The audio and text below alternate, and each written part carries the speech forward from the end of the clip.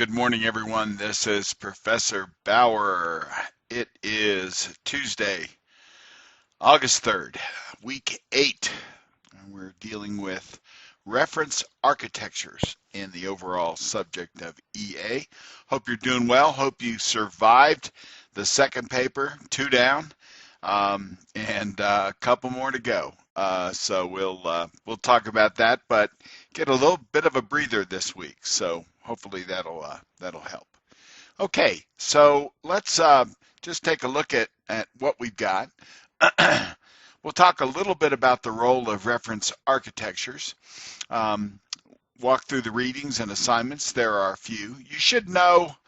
You should make a good college try to read through this stuff because it'll help you on your paper on things that you have to, on things that you, and I don't have COVID, things that you have to do later. So,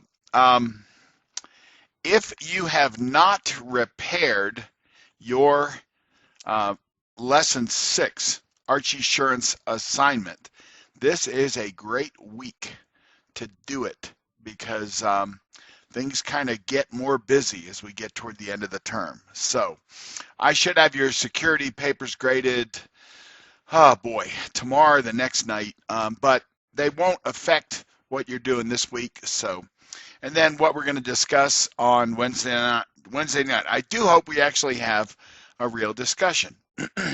So, just about every unique IT thing or particular practice area, vertical, has formed a professional body that have developed and have tried to construct a reference architecture. What are the patterns that this technology is going to use?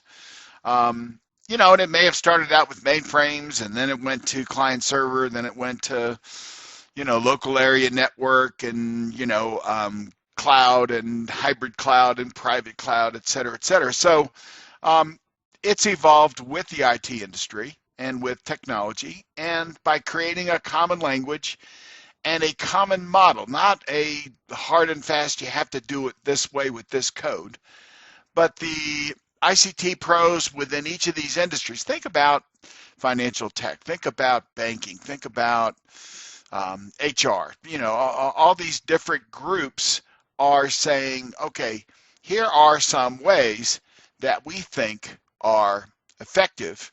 Now, keep in mind, a lot of these groups have regulatory drivers in terms of security, in terms of record keeping, those sorts of things. So some of that is baked in. Now, nobody gives you a guarantee, so you really do have to, let the architect beware. Okay, so we're going to look at some of the reference architectures. Hopefully, you'll be able to find some from your own area of practice or career, and then what the benefits are.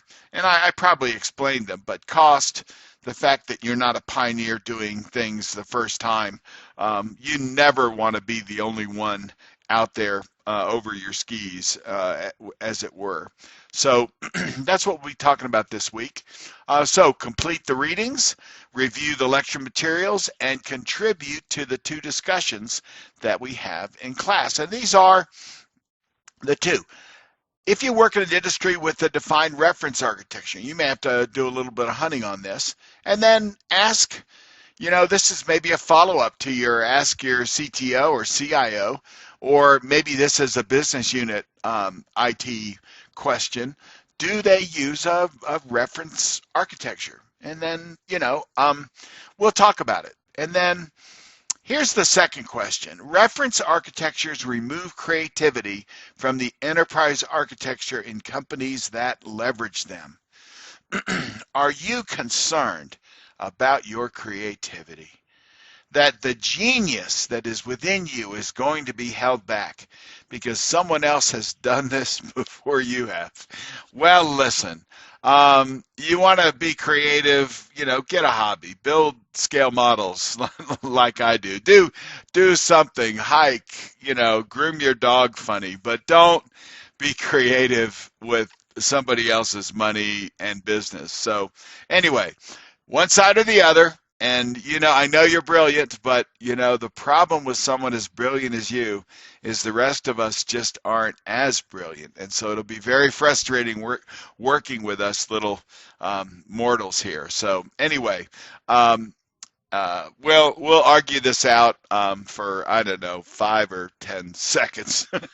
Anyway, I think you know where the old professor is coming from, at least in terms of this area.